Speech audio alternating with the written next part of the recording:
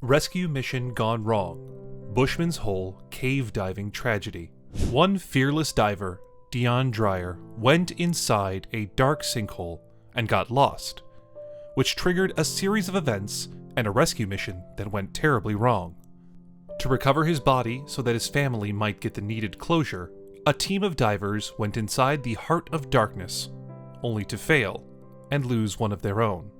This is the tragic breakdown of the Bushman's Hole cave diving tragedy. Dave Shaw was not your average, boring guy. This man had a knack for adventure and would keep on pushing himself to take on the next big challenge. He was an Australian, born in 1954, who moved to Hong Kong in 1989, where he became a pilot at the age of 35. His wife, Anne, lived with him in the same city, was the head of an international high school, and just like Dave, was a member of a small Christian congregation. Dave had two children, Stephen and Lisa, who lived in Australia as adults. Dave had many hobbies, but the thing he loved the most that was introduced by his son was deep sea diving and technical diving.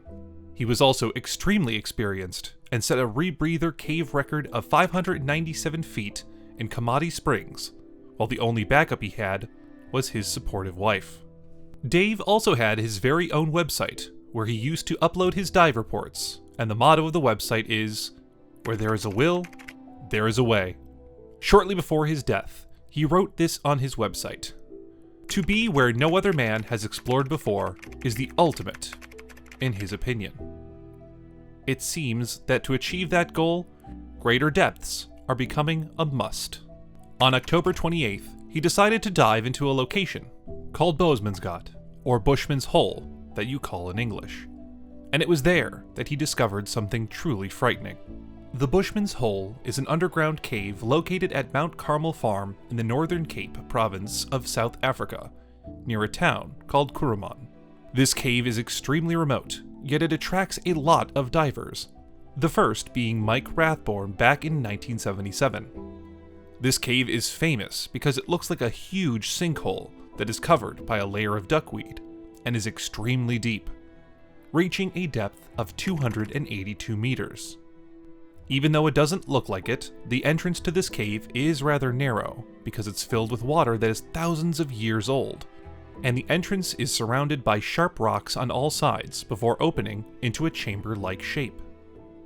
This entrance is described more like a claustrophobic oversized puddle that you have to push through, but once you do, it's very rewarding. Those who go inside this cave put their lives in immense danger, describing this cave as the darkest cave you'll ever encounter, and trying to navigate without any kind of light source is both impossible and dangerous. Dave Shaw went inside this cave, and during the 9 hours and 40 minutes he was down there, he was able to break multiple records, which were depth on a rebreather, depth in a cave on a rebreather, depth at altitude on a rebreather, and depth running a line. But then, just when he was about to go back up, he found the body of another diver who went in roughly 10 years before him. The Bushman's Hole is no joke and is incredibly dangerous because back in 1993, a diver named Eben Leiden decided to dive down, but at around 60 meters down, he blacked out. Even though his diving buddy Bo Tai Shun was there and did manage to bring him to the surface, he was too late. When brought up, Leiden was unresponsive and pronounced dead. Then, in 1994, a 20-year-old South African professional diver, Dion Dreyer, was invited by another famous diver, Nuno Gomes, to join him in an adventure of a lifetime. Just 2 weeks before the group could set out, tragedy struck and Dreyer lost his grandfather. During the time the family gathered around, Dion's father, Theo, recalls what his son said. He said if he had a choice of how to go out in life, he'd like to go out diving. But who knew what he said was going to come true? On December 17th, Nuno's team set up the conditions to deep dive the following week, and went for a practice dive inside the cave to explore the water and prepare for what's to come ahead. Somewhere down there at around 50 meters from the surface, the team lost Dreyer. The team, however, kept on searching for Dreyer, but he was just nowhere to be found. Ultimately, the team gave up and concluded that Dreyer probably lost consciousness due to oxygen toxicity, or a condition called hypercapnia, which happens when your body fails to exhale carbon dioxide out of your body, and you start building it up in your blood instead. 2 weeks had now passed, and there was still no sign of Dreyer, so Theo decided to hire a small, remotely operated submarine to try and find his son's body. Down there, the submarine kept going down into the dark water for some time, until it found Dreyer's helmet, but failed to find a body. Dreyer's parents could not recover their son's body, so what they did instead was place a plaque on a rock wall above the Bushman's Hole entry pool, in memory of their son. Even though it was assumed that Dreyer's body was lost forever, it was discovered 10 years later. After Dreyer lost his life, Nuno Gomez was the one who held the record of the deepest cave sea dive, only to be beaten by Dave Shaw, who discovered Dreyer's body. When Shaw was going down Bushman's Hole and found Dreyer's body, he tried to identify the body at first, because it had decayed to the point of just bones and carcasses inside a dry suit. Shaw tried to recover it and take it with him, but the only issue was that the body was embedded in silt and wouldn't budge, making him put in more effort. Because of his efforts, his body was consuming oxygen at a faster level, and it was just a matter of time until the oxygen hit critical levels, making Shaw swim back up to the surface. Shaw was not ready to die down there, but he did manage to attach something to the remains, and headed up to the surface to make it easier to find the body later. When Shaw came back up, he had a grim look on his face, and made it his mission to recover the body of Dion Dreyer. Shaw could understand the pain a parent goes through by losing a young child. He quickly got in contact with Dreyer's parents and told them about what he had just found, promising them to go down there to retrieve the body for them. He said, "Any person who has lost a child is full of hurt, and I just hope that we succeed so that Dion's parents can begin a new phase of their lives. I am quietly confident that we will bring Dion to the surface. But if I feel something is not right, I will abort the attempt. If anything goes wrong at this depth, it goes very wrong." Shaw, keeping his word, assembled a team of expert divers and was the one to go down that depth himself. His plan was that each diver would be stationed to check up on him at particular depths from time to time, while he would swim all the way down to wrap the body inside a body bag and return with it. The plan was supposed to be simple and easy, but then, things went haywire. Shaw, with a group of 25, headed to Bushman's Hole on the 8th of January 2005. The team had arrived at the hole by 6 a.m. and got to work while it was still cold and dark. To document his heroic dive, Shaw decided to attach himself to a camera so that he could record the whole thing. Apart from the team being stationed at different points inside the cave, there were emergency supplies set in place just in case someone's breathing supply failed, and the only instruction to the team by Shaw himself was that if something went wrong, no one would follow and risk their own life. The mission started, and Shaw, who was carrying 6 cylinders with him, had finally reached 250 meters down the cave. On the surface, these cylinders made it hard to move, but underwater, Shaw was weightless. Shaw finally found Dreyer's corpse waiting for him to be rescued. He tried to get Dreyer's remains inside the body bag, but something very unexpected happened.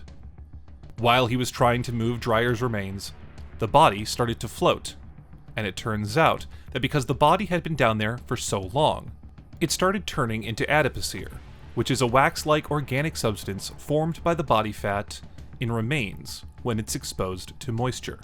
If you think pushing a body inside a body bag with just one hand is hard enough, imagine the body moving continuously inside the surface of water. This challenging condition forced Shaw to put his torch down and use both of his hands to get the job done. Don Shirley, a support diver, was waiting for Shaw just in case he needed any help, because usually, when a diver feels like they're in trouble and might need help, they flash their torch to get the attention of their support diver, making it easier for the support diver to find them. Shirley dived 14 minutes after Shaw did. The plan was that Shaw was supposed to get the body inside the bag in 5 minutes, and should have been on his way back. but Shirley saw no sign of him. Shirley decided to investigate and was expecting some kind of light, but got nothing, so he decided to keep going down when he suddenly saw a light beam from Shaw's torch. The only issue was that the beam was still, and there was no movement, which is a huge red flag. Then, out of nowhere, his own breathing apparatus malfunctioned, and he started throwing up, which is a sign of serious decompression. He was forced to leave Shaw down there and go back up because his own life was in danger now, and while going up, he lost consciousness. Luckily, he was found and brought back to the surface by another diver. 3 days had passed and Shaw was declared dead. The dive team decided to go back underwater and recover the supplies they lost during the mission. When they went back in, the team found both Dave Shaw and Dion Dreyer. They tried to recover the bodies and bring them to the surface, but they failed, and had to abandon the bodies to save their own lives. The bodies, on the other hand, were discovered when the lines got pulled, causing the bodies to float up to the surface. The camera that Shaw was using to record his mission was extracted, and the video inside it was examined.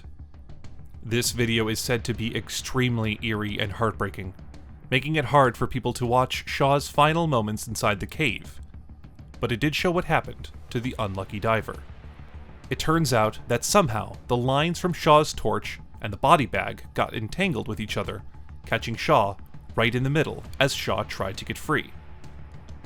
In a moment of panic, and his efforts to free himself, Shaw started using much more oxygen than he could afford to spend, and researchers found out that because of the high pressure down there, Shaw suffered a respiratory issue.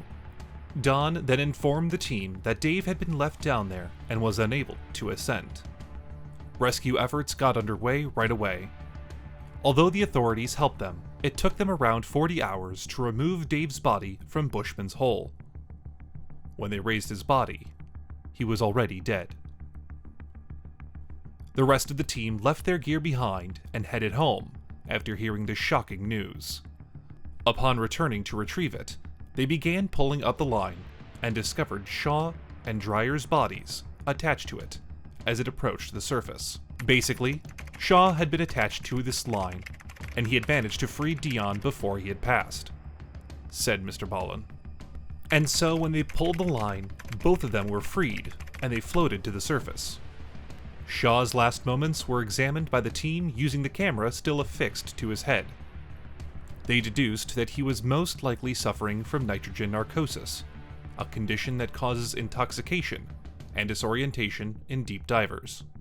Even though the story ended in the most terrible way imaginable, Shaw is still admired for his bravery and for giving the Dreyer family some much-needed closure. Bushman's Hole is the unlucky site where Don Shirley not only lost his friend, but also suffered permanent damage that impaired his balance forever. The diving community around the world was shocked to learn of Dave Shaw's tragic death. The deaths of Dave and Dion both acted as a warning about the dangers and hazards associated with deep water diving. Their stories continue to serve as a warning to divers, making them put safety first and never undervalue the dangers of the underwater environment. Many people are still fascinated by the tale of the Bushman's Hole catastrophe. It is also a reminder of the frailty of life and the harsh realities of the underwater world, and it is a monument to the attraction of exploring the uncharted depths of our planet. Thoughts of your next big adventure should bring back the echoes of this story. Let this horrific incident of the Bushman's Hole cave mishap serve as a roadmap to help you find a route that balances safety and adventure. There's a big world out there just waiting to be discovered, but the only people who can fully appreciate its detail are those who respect its vastness. So before you dive into the heart-pounding world of adventure, take this tragic story as a warning. While adventure is great, it's important to recognize the risks. So before you take that daring leap, pause and think. Triple check your gear, think of the potential hazards, and maybe go for a path that's a tad less perilous. Remember, it's wiser to live to share your epic tales than to become a cautionary story. What do you think about the Bushman's Hole incident? Let us know in the comments section below. If you enjoyed today's video, then make sure to leave us a thumbs up. And do not forget to subscribe to our channel and click on the bell icon to be always updated with the most exciting content as soon as it's uploaded. Thanks for watching. See you again soon in another video.